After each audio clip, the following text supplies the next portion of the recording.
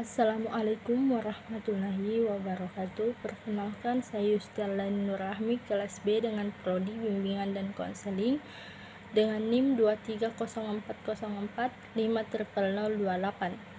Saya akan menjelaskan tentang fisik dan motorik dengan dosen pengampu yaitu Ibu Fadila Umar SPD MPD dan juga Bapak Zulfikri SPD MPD. Apa itu perkembangan fisik dan motorik? Perkembangan dan pertumbuhan fisik merupakan proses dan perubahan dan peningkatan dalam tubuh manusia sepanjang rentan waktu tertentu. Ini melibatkan perubahan struktur tinggi, berat badan, dan perkembangan otot dan organ dalam tubuh seorang dari masa kanak-kanak sehingga dewasa. Sedangkan perkembangan motorik merupakan salah satu aspek yang harus diperhatikan perkembangannya pada anak usia dini. Perkembangan motorik sering dijadikan sebagai tolak ukur untuk membuktikan bahwa anak tumbuh dan berkembang dengan baik. Perkembangan motorik adalah suatu yang membicarakan gerak jasmani yang terkoordinasi sehingga dalam pengembangannya dibutuhkan berbagai stimulasi yang tepat untuk anak usia dini. Pertumbuhan dan perkembangan fisik dan motorik menurut para ahli. Menurut Jean Piaget adalah seorang psikolog yang mengembangkan tentang teori perkembangan kognitif anak. Menurut beliau, anak-anak mengalami 4 tahap perkembangan kognitif, yaitu tahap sensori motor, tahap pra-operasional, tahap konkret operasional, dan tahap formal operasional. Setiap tahap memiliki ciri-ciri yang berbeda dan mempengaruhi cara anak memahami dunia sekitar mereka. Sedangkan Erik Erikson, pengembang teori tentang perkembangan psikososial yang melibatkan konflik yang harus diatasi oleh individu sepanjang mereka hidup. Erik Erikson mengidentifikasi 8 tahap perkembangan psikososial, mulai dari bayi sehingga usia lanjut. Setiap tahap melibatkan konflik tertentu yang harus diatasi untuk mencapai tahap perkembangan berikutnya. Tahap perkembangan fisik dan motorik. Yang pertama, tahap bayi baru lahir. Bayi baru lahir biasanya tidur sepanjang waktu dan hanya terbangun untuk makan dan mengganti popok mereka. Mereka juga memiliki refleks alami seperti mengisap dan menggenggam. Tahap bayi. Pada tahap bayi mulai mengembang kemampuan motorik seperti mengangkat kepala, menggulingkan badan, dan merangkak. Yang ketiga, tahap balita. Anak pada tahap ini mulai belajar dan berlari serta mengembangkan kemampuan motorik halus seperti menggambar dan menggenggam benda-benda kecil. Tahap prasekolah. Anak pada tahap ini mengembangkan kemampuan motorik kasar dan halus yang lebih kompleks seperti melompat, memanjat, dan menulis. Yang kelima, tahap sekolah. Anak pada tahap ini memiliki kemampuan motorik yang lebih baik dan terus mengembangkan kemampuan motorik halus seperti menulis dan menggambar. Materi selanjutnya yaitu periode perkembangan dan pertumbuhan fisik dan motorik anak. Pada tahap bayi baru lahir, tahap ini berlangsung pada 0-2 minggu setelah bayi lahir. Bayi biasanya tidur sepanjang waktu dan hanya terbangun untuk makan atau mengganti popok mereka. Mereka juga memiliki refleks alam seperti mengisap dan menggenggam. Tahap bayi berlangsung dari 2 minggu hingga 2 tahun. Selama ini bayi mulai mengembangkan kemampuan motorik seperti mengangkat kepala, menggulingkan badan, merangkak, dan akhirnya berjalan. Yang ketiga, tahap balita. Tahap ini berlangsung dari 2-3 tahun. Balita mulai belajar berjalan dan berlari serta mengembang kemampuan motorik halus, seperti menggambar dan memegang benda-benda kecil. Yang keempat, tahap prasekolah. Tahap ini berlangsung dari 3-6 tahun. Anak-anak terus mengembangkan kemampuan motorik kasar dan halus seperti melompat, memanjat, dan menulis. Tahap yang kelima yaitu tahap sekolah. Tahap ini berlangsung dari 6-12 tahun. Anak memiliki kemampuan motorik yang lebih baik dan terus mengembangkan kemampuan motorik halus seperti menulis dan menggambar. Adapun faktor pendorong perkembangan fisik dan motorik ya. Faktor genetik. Faktor ini dapat mempengaruhi pertumbuhan dan perkembangan fisik dan motorik anak. Faktor nutrisi. Asupan nutrisi yang cukup dan seimbang sangat penting untuk mendukung pertumbuhan dan perkembangan fisik motorik anak. Yang ketiga, lingkungan di sekitar anak termasuk stimulasi visual dan fisik dapat mempengaruhi perkembangan motorik anak. Yang keempat, kesehatan. Kesehatan yang baik dapat mendukung perkembangan fisik dan motorik anak.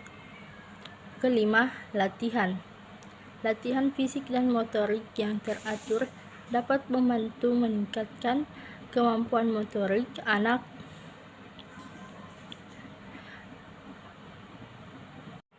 Adapun faktor penghambat perkembangan fisik dan motorik, faktor genetik. Kondisi genetik atau kelainan genetik tentu dapat mempengaruhi perkembangan fisik dan motorik seseorang. Yang kedua, gangguan kesehatan. Penyakit atau gangguan kesehatan seperti cedera, muskular ditrofi, gangguan menolusar, atau penyakit lainnya dapat membatasi kemampuan seseorang berkembang fisik dan motorik. Kekurangan gizi. Kurangnya asupan nutrisi yang penting seperti protein, vitamin, dan mineral dapat menghambat pertumbuhan dan perkembangan fisik anak, mempengaruhi kemampuan otot dan kemampuan motorik. Faktor lingkungan. Lingkungan yang tidak mendukung perkembangan fisik dan motorik seperti kurangnya stimulasi, kurangnya akses terhadap bermain dan mendukung gerak fisik, atau lingkungan yang tidak aman dapat membatasi perkembangan anak dalam hal fisik dan motorik.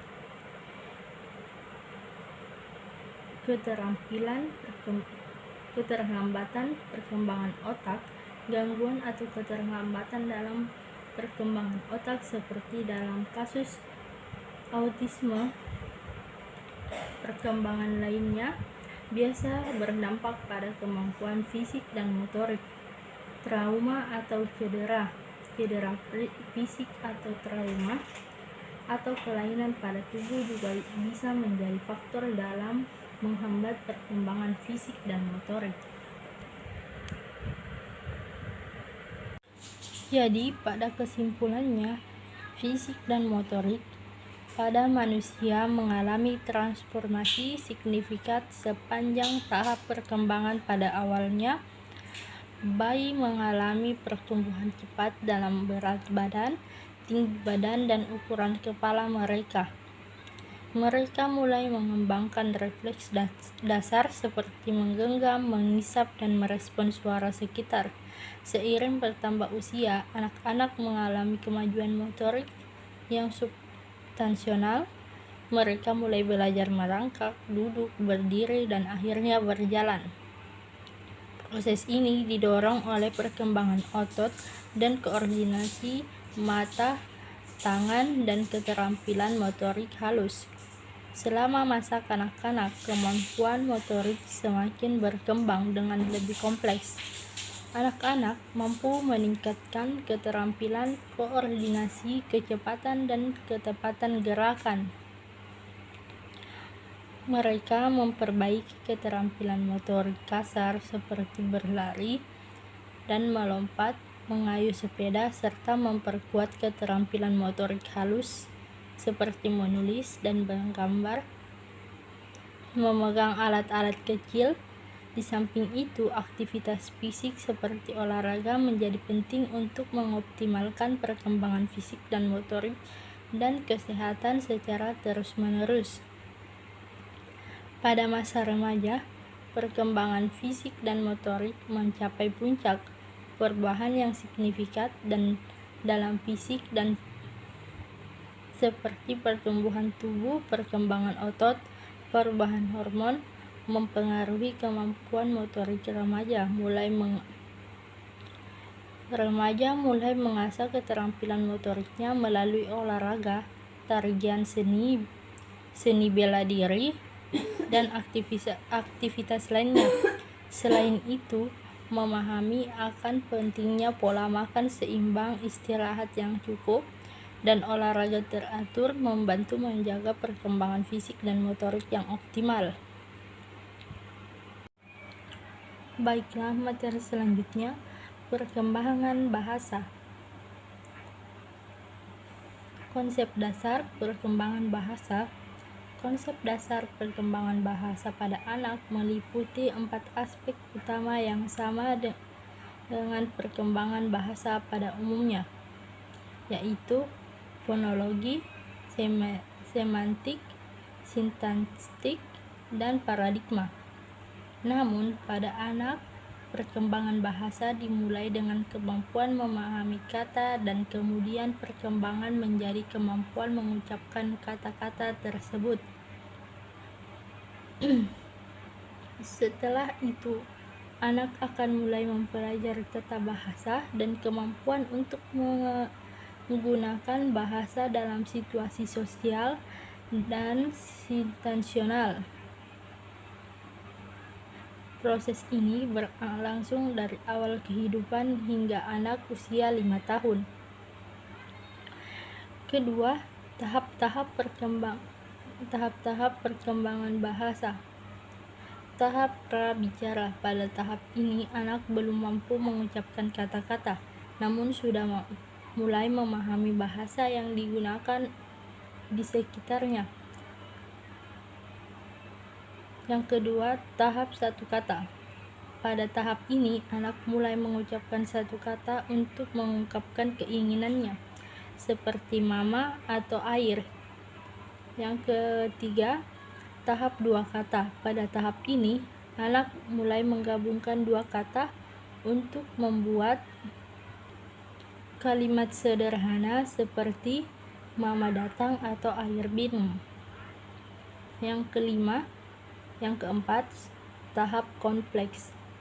Pada tahap ini, anak mulai mempelajari tata bahasa dan kemampuan untuk membentuk kalimat yang lebih kompleks. Tahap kelima, tahap bahasa dewasa. Pada tahap ini, anak sudah mampu menggunakan bahasa secara lancar dan efektif seperti orang dewasa. Adapun faktor yang mempengaruhi perkembangan bahasa dan ada beberapa faktor yang dapat mempengaruhi perkembangan bahasa seorang anak, antara lain faktor genetik, lingkungan, kesehatan, interaksi sosial. Faktor genetik dapat mempengaruhi kemampuan bahasa seseorang maupun lingkungan juga melainkan peran penting dalam perkembangan bahasa anak. Lingkungan yang kaya akan bahasa dan stimulasi serta interaksi sosial yang positif dapat membantu mempercepat perkembangan bahasa anak. Faktor kesehatan seperti gangguan pendengaran atau gangguan berbicara juga dapat mempengaruhi perkembangan bahasa anak. Oleh karena itu, Penting bagi orang tua untuk memberikan lingkungan yang mendukung dan memperhatikan kesehatan anak dalam mendukung perkembangan bahasa anak. Yang ketiga, periode-periode perkembangan bahasa. Tahap awal 0 sampai 12 bulan. Bayi mulai belajar mendengarkan dan meniru suara-suara, mulai dengan mengeluarkan bunyi-bunyi dan menanggapi suara sekitarnya.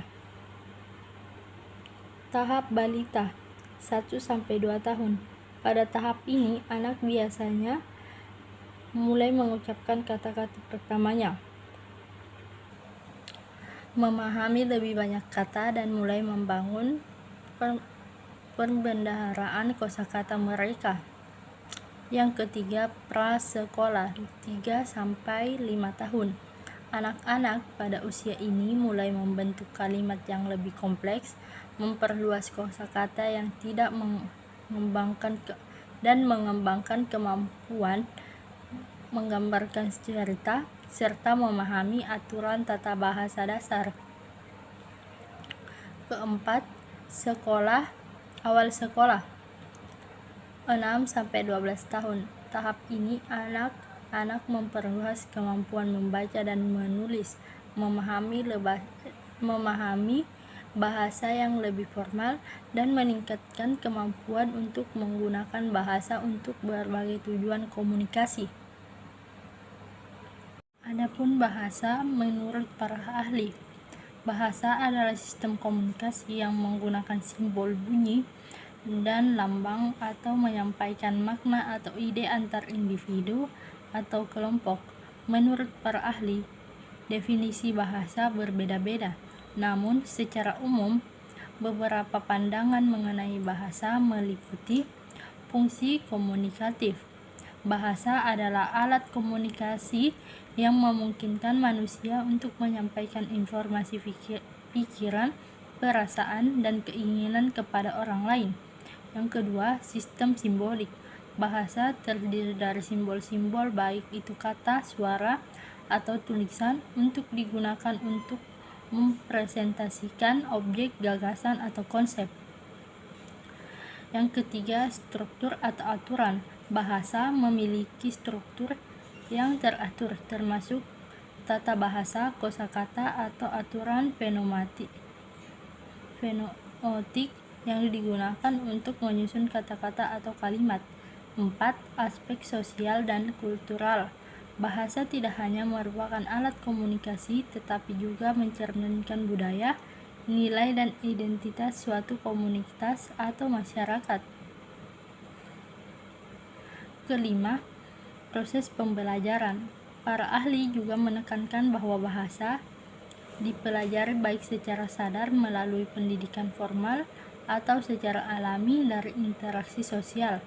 Para ahli linguistis seperti Noam Chomsky, Ferdinand, dan De Saussure telah memberikan kontribusi penting dalam memahami bahasa dari berbagai sudut pandang, mulai dari struktur tata bahasa sehingga aspek psikologi, sosial, kultural yang melibatkan bahasa dalam kehidupan manusia. Jadi, kesimpulan bahasa adalah sistem kompleks yang memungkinkan manusia untuk berkomunikasi berbagai ide, pemikiran, dan emosi sebagai alat utama komunikasi. Bahasa memiliki kemampuan untuk merepresentasikan dunia nyata melalui simbol-simbol yang terdiri dari kata-kata, suara, atau tulisan dengan struktur aturan tertentu. Bahasa memungkinkan manusia untuk mengatur dan menyampaikan pesan dengan cara yang tepat dan dapat dipahami oleh individu atau kelompok yang terlibat dalam interaksi. Selain sebagai alat komunikasi, bahasa juga mencerminkan aspek kultural dan sosial dari suatu komunitas. Setiap bahasa terkait erat dengan budaya, nilai-nilai, identitas masyarakat yang menggunakan melalui bahasa, tradisi, cerita, pengetahuan dan sejarah dari suatu kelompok dapat terjaga dan tertransmisikan dari generasi ke generasi. Selain itu, bahasa merupakan hasil pembelajaran yang berkelanjutan. Manusia belajar bahasa secara alami dari lingkungan sekitar mereka. Proses ini melibatkan pemahaman tata bahasa, kosakata, dan penggunaan bahasa sesuai konteks yang berbeda. Seiring waktu, bahasa juga mengalami evolusi dan perubahan yang tercermin dari interaksi antar penutur dan adaptasi terhadap kebutuhan komunikasi yang beragam. Itulah tadi penjelasan dari saya. Sekian, assalamualaikum warahmatullahi wabarakatuh.